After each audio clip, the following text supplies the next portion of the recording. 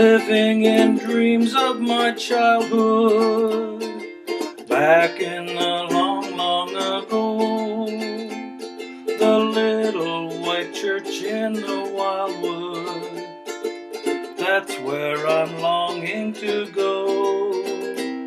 When we held our hymn book together, back in the old Sunday school, we sang every song, learned right from wrong, back in the old Sunday school.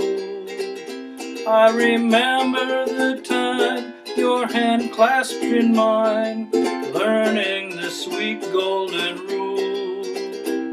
They taught us to love one another, back in the old Sunday school.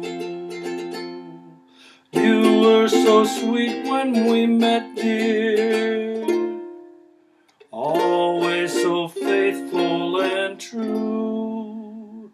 I know I will never forget, dear, I fell in love then with you, when we held our hymn book together, back in the old Sunday school. We sang every song, learned right from wrong, back in the old Sunday school. I remember the time your hand clasped in mine, learning the sweet golden rule. They taught us to love one another, back in the old Sunday school. They taught us to love one another, back in the old Sunday school.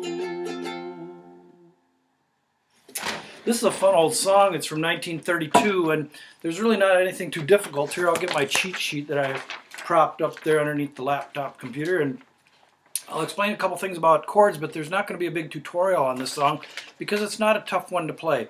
The hardest part for me in this one was I kept hearing a waltz, and you may have even heard it, that verse 2, when I slowed it down. I almost fell into a 3/4 time tempo, and I had to jerk my brain back into 4/4 time to get it squared away again, because it sounds really nice as a waltz, but that's not how it's written. And the chords in here that need any explanation, there's an F and a C7 and F. You'll find this at UkesterBrown.com, this sheet that I call a framework for fun. A couple of the goofy chords that you might run into is a B flat minor 6, which is just open 1, 1, 1. So it's just the 1, 2, and 3 strings covered with a finger. And the other ones are, there's an F diminished and a C diminished. And of course, diminished chords all have 4 names because there's 4 strings involved, but it depends on what key you're playing it in. So an F diminished in this situation is a 1, 2, 1, 2. And a C diminished is a 2, 3, 2, 3. So it's that same shape. You just slide and the whole works up one set of frets, or up a set of 1 fret. There, that same shape. And they don't line up together. You'll never play the F diminished and the C diminished next to each other, but that's where the shape is located. Now I'm going to put down the uke, and I'm just going to explain a couple things that why I think this is a really cool song. I was able to find this sheet music, and the only recording I was able to find of this was a recording that that only has the chorus. It doesn't have the verses in it, unless I couldn't hear it into the introduction of the band, but I don't think it is. I think it's only in that chorus. My wife plays piano, so she was able to give me the melody line for the rest of it, and I worked out this arrangement. Now the song has 3 writers, and their names are Phillips H, Lord, May Singhi, Breen, and Peter DeRose. May Singhi Breen, you may know her name as the original ukulele lady. She's the one that got, or was very instrumental in getting the ukulele accepted as a musical instrument. And so she's like the godmother of ukulele in a way, as far as making it legitimate, okay? Peter DeRose was her husband, her second husband. Her first husband died, and she and him had a daughter together. And so when he died, she was raising her daughter by herself, and then she met Peter DeRose, 6 years her younger, and they got married and were married the rest of their life together. Peter DeRose on his own was a songwriter. You'll see his name on many, many sheets of music. As a songwriter. The other fellow, Phillips H. is kind of an interesting character. I didn't know anything about him until I Googled his name, and there's a nice long article on Wikipedia about him. Very famous in the day. He wrote radio shows, and he also hosted his own radio show, and I think it was called Seth Yardley or something like that. Don't hold me to the concrete for that, but you can look it up. I think that was the name of his show, was Seth Yardley's Sunday Night Church or something like that. The ironic thing, it was on 6 days a week, Monday through Saturday, not on Sunday night. But I think what it was an old-timey music show at the time, and that would have been, in the 20s, early 30s. And the guy was so popular that at that point in time he was making $100,000 a year. So that was a pretty good living as a radio person and as a songwriter. And he had quite a few songbooks out too. But one thing that's kind of interesting about him is one year he decided to buy a ship and he was going to record his adventures as a radio show, from what I understand. And they were going to take this ship and go to Samoa. The ship ended up being kind of a party barge, and they had...